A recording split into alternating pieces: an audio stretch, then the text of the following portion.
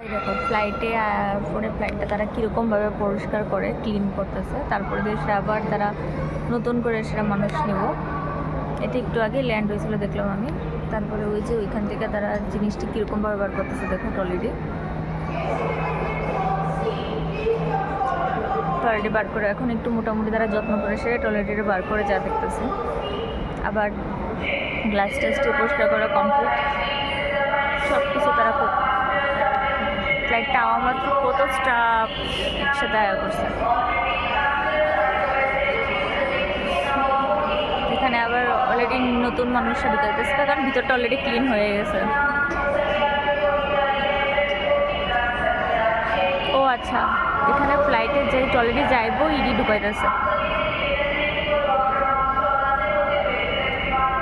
ঠিক আছে, এটা একটা ছোট্ট জিনিস তোমার সাথে শেয়ার করলাম।